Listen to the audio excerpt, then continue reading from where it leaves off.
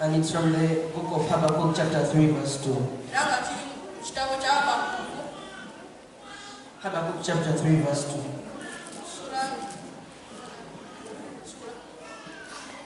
Habakkuk chapter 3 verse 2.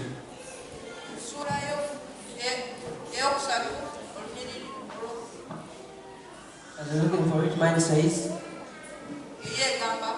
"O Lord, I have heard thy speech and was afraid. O Lord, revive thy work in the midst of the years. In the midst of the years make known. In wrath remember mercy." The meaning is that God did something before, and He can still do it again. Amen? The Lord who parted the Red Sea,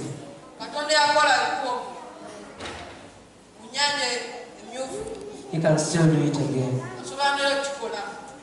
Some people just think that they are just in the Bible, that it happened for those people who are long ago there.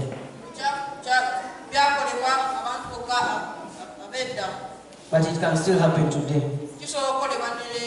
But if you believe and trust in the Lord.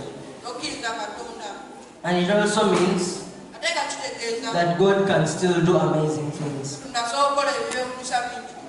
The Lord who brought Lazarus back to life,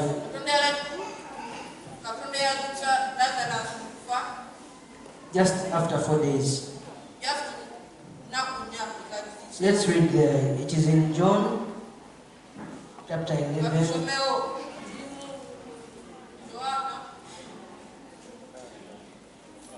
John 11.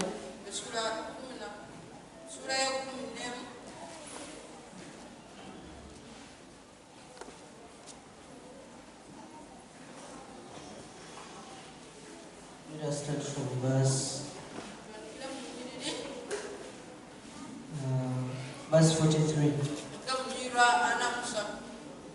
Mine says that, "And when he thus had spoken, he cried out with a loud voice, Lazarus, come forth.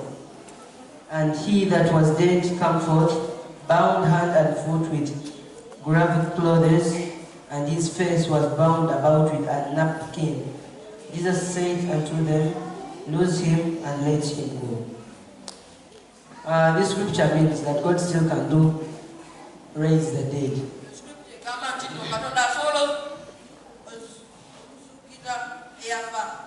Because after 4 days, when there is a dead body, doesn't it smell? Doesn't it smell? It smells.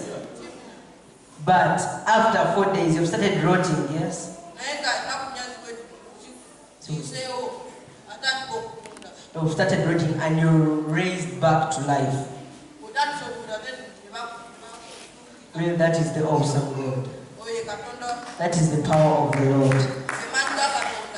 Amen? Just imagine a person has died 4 days, has started even rotting and smelling. But here comes Jesus. He is calling you. Lazarus, come out of the grave.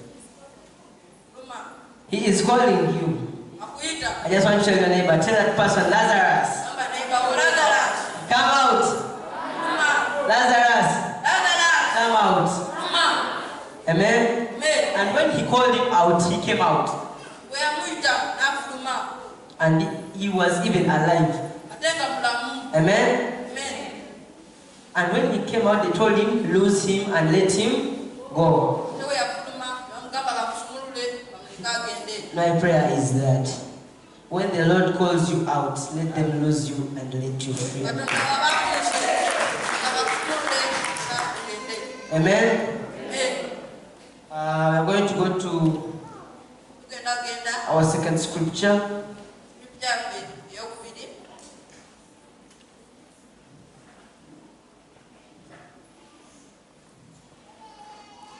Let us first go to Genesis chapter 1.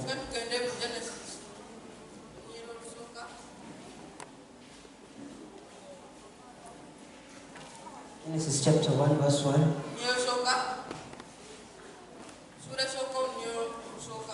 It says, in the beginning God created the heavens and the earth. And the earth was without form and void, and darkness was upon the face of the deep. And the Spirit of God moved upon the face of the waters. And God said, let there be light, and there was light. When the awesome God saw that this earth was empty, he had to put something in it. That's why you see people, animals, lakes, rivers, plants. When the Lord spoke, he said, let there be light. And light was there. And let the Lord speak in your life. Amen. And God saw that the light was good. And God divided the light from the darkness. And God called the light day, and the darkness he called night. And the evening and the morning were the first day. And God said, let there be a firmament in the midst of the waters, and let it divide the waters from the waters. And God made the firmaments and divided the waters which were under the firmaments from the waters which were above the firmaments. And it was so. And God called the firmaments heaven, and the evening and the morning were the second day. Let us first go to verse 26, where God created us.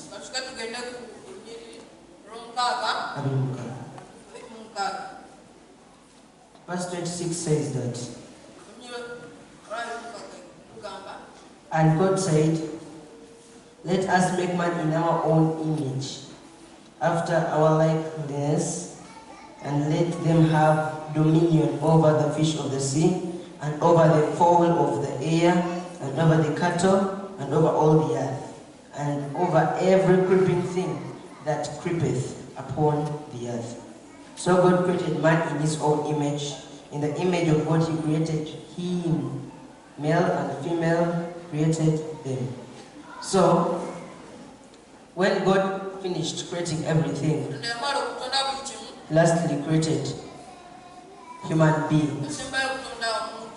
According to science, they call us primates. Not so? Science. They call us primates. Mammals with well-developed brain. Not so? Scientists. They call us primates. But according to the Bible, we are created in God's image. Meaning image, even the way you behave, you have to behave like God. Amen?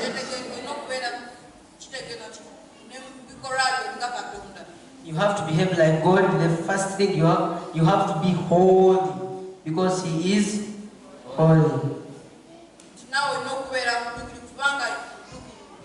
Because God cannot commit any sin.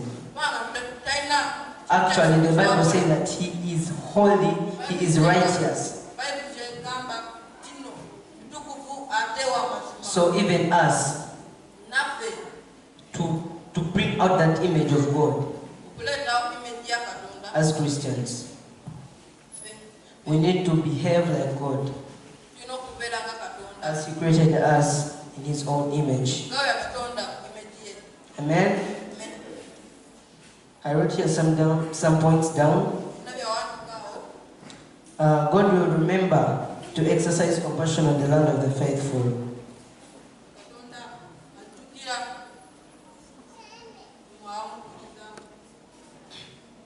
The meaning is that God will have mercy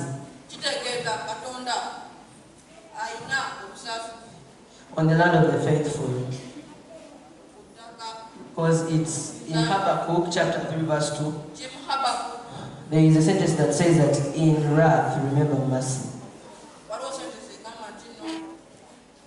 In wrath remember mercy. In anger remember mercy. Yes. God should forgive us, but before Him forgiving us, we should ask Him to do it again.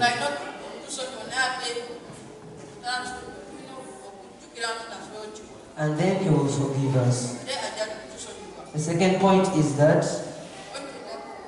if we pray, God can renew his works in our days.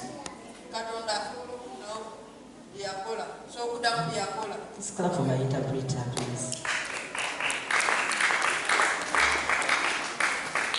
Amen. God can renew what he did in those days. Because according to Habakkuk had already heard of all the miracles that God had done.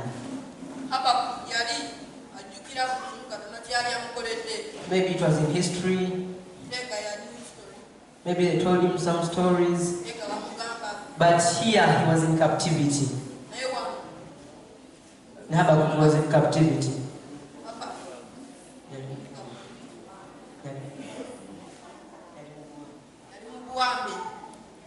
Now he was asking God to revive his works that he did in those days.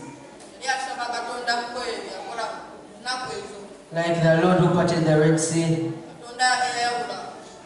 The Lord who led the Israelites out of Egypt. The Lord who spoke through the donkey. Somebody just imagine, just meditate upon it. If you find a donkey speaking, like a person, how would you feel? You feel shocked, amazed. Yes, here in Numbers, the donkey spoke, but all with the power of the awesome God. Amen? No other God can do that. But when the awesome God is present, everything is possible. And I pray that may the Lord make everything possible in your life. Amen? So there are some lessons that we can learn from Habakkuk.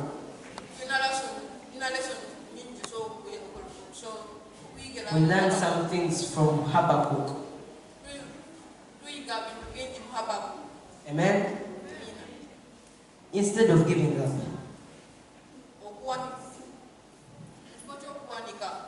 you might be giving up ministry,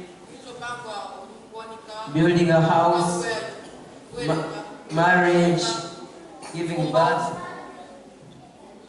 We should always remember God's great works. Amen. Because we remember in Exodus, God parted the Red Sea. Now, so if you read and you understand, it will give you some hope that if the Lord parted the Red Sea, he can still do it for me. Amen. If the Lord rose Lazarus back to life, he can still do it for me. Amen. The second point is, the second lesson is that we should trust in God and his justice. Let us open the book of Psalms, chapter 125.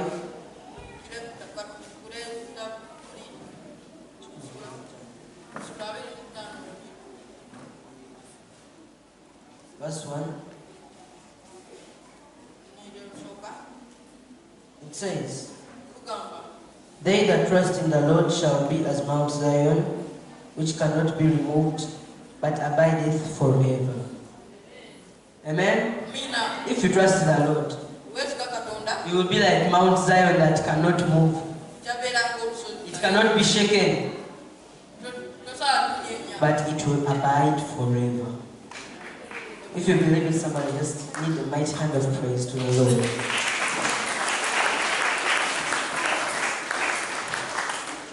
Amen?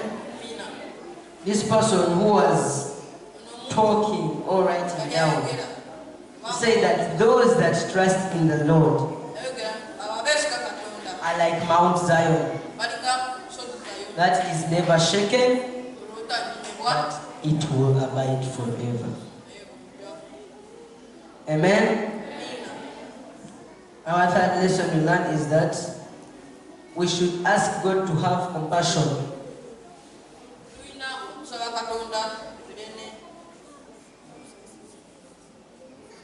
Okay, we should ask God to have mercy on us.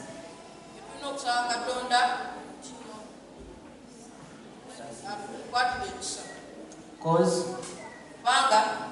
no one here is holy, even though you call yourself holy. No one is holy. Am I right? So that calls for repentance.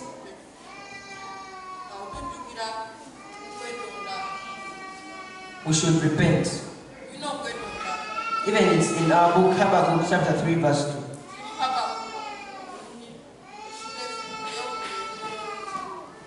2. It says that in anger, remember mercy.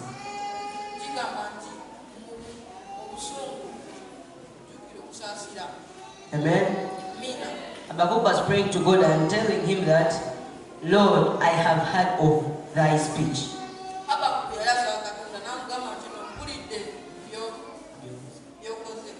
And I was afraid. Imagine a donkey to speak. How can you be afraid? How can you be afraid? Imagine parting a sea, not a lake, a sea.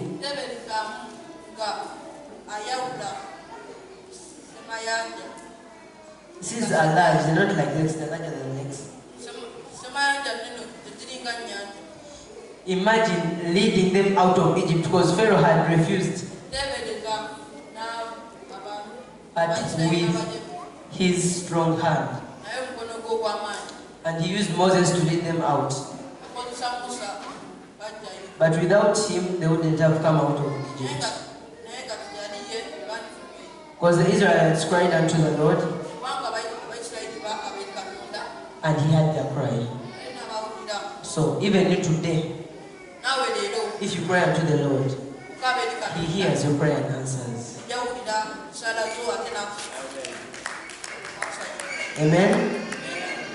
They were in captivity. I don't know for how many years. 400 years. They were in captivity for 400 years. And Pharaoh was making sure that they do not have some peace.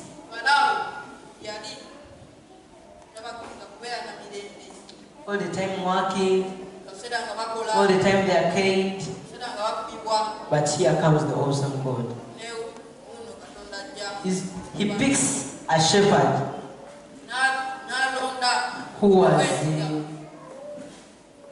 was in the flocks.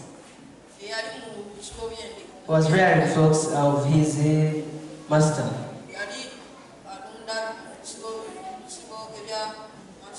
And the Lord comes in form of a burning bush. He tells him, Moses. Moses asks, who is calling me? He's going to see a bush burning, but he doesn't get over.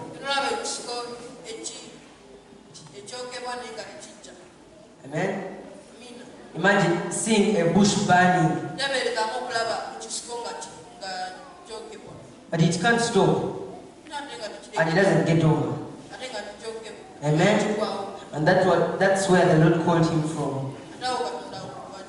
When the Lord called him, he told him, my people are in captivity. 2, go and save them. And then Moses asked God, how am I going to speak? Yet I am a stammerer. But God told him, take your brother Aaron as your spokesman. Amen? And so God directed him. They went to Pharaoh.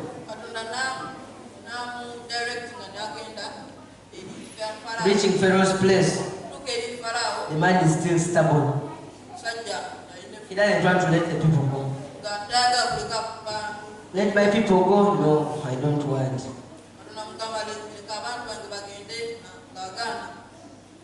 Here God sends the plagues. He sends death of every firstborn child. Sent frogs all over the land of Egypt. Lastly, the son of the king dies. The son of the king.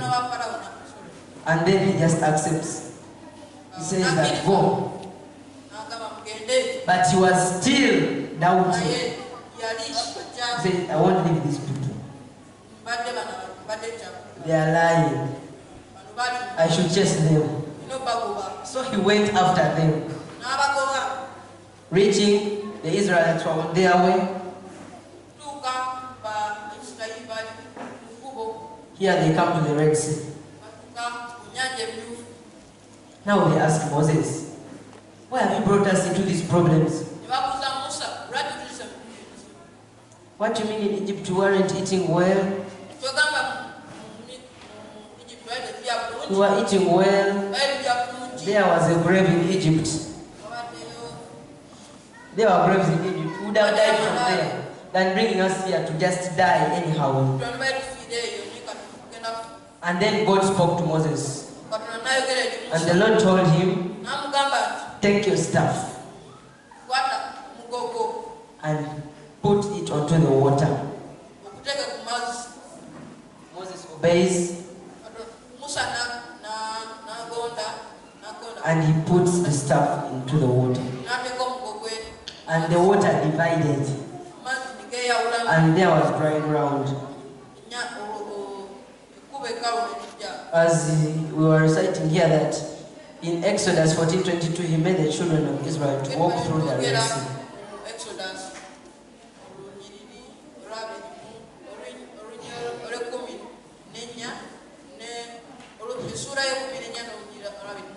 He made them to walk through the Red Sea on a dry ground.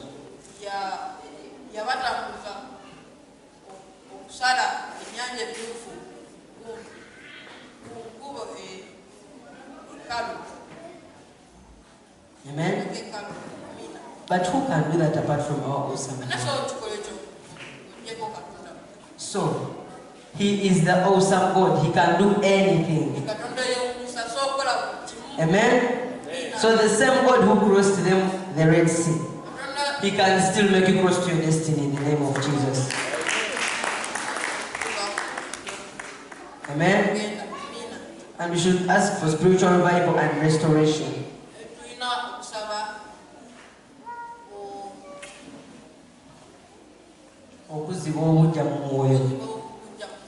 Amen? Still it's in Habakkuk. Habakkuk cries to the Lord and tells him, I have heard all about you. I have heard of thy speech. I was afraid.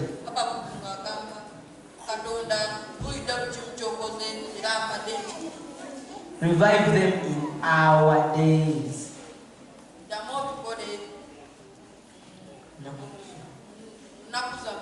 And in our days make them known.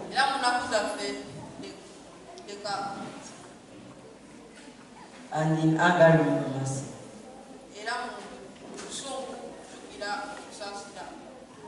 So he was telling him to revive them out of the captivity and restore them. Amen? In the spirit. My fifth lesson is we should keep calling on the Lord. Amen? He told you, call on the Lord, call on the Lord. Like you saw here in the skit. She said that the things of God, I'm fed up. It was about to be called. But keep on calling on the Lord. The Lord knows that day that He will fulfill. He knows the day that He will fulfill His promise. Amen? And you will read it in the book of Psalms 90, verse 16.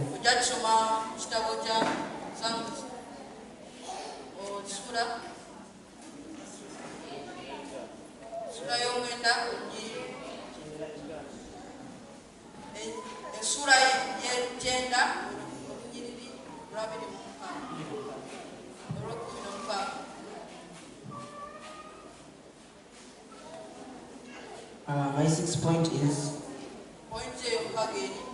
as Habakkuk,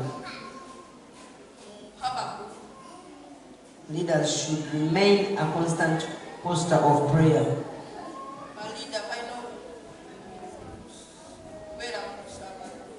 For the people they lead.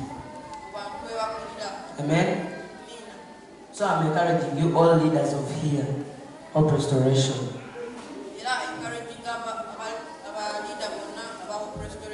If you had not been prayerful, please start now before time is gone.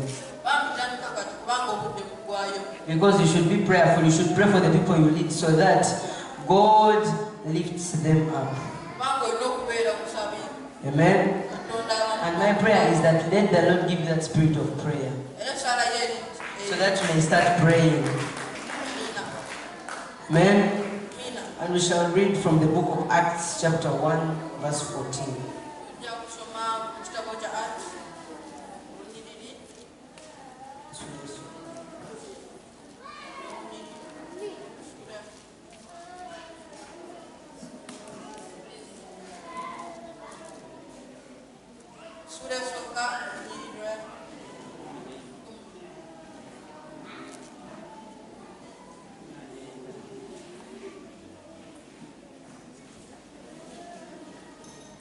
Verse 14 says, "These all continued with one accord in prayer and supplication with the women and Mary the mother of Jesus and with his brethren."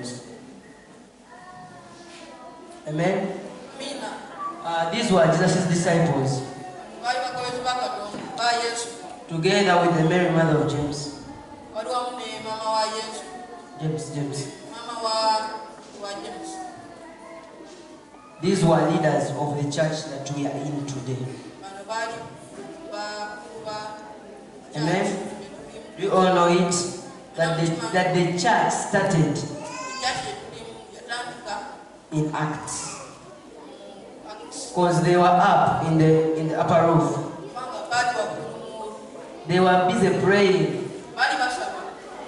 As they were praying, the Holy Spirit came. And when the Holy Spirit came, he came in front of flames of fire, strong wind, and it blew everything. And the apostles started speaking in tongues. Amen? So that same God who made them to speak in tongues can still do for you. Amen? So, as they were praying, I don't know if they were praying for what, I don't know. But me, what I know is that the Spirit came. He came in.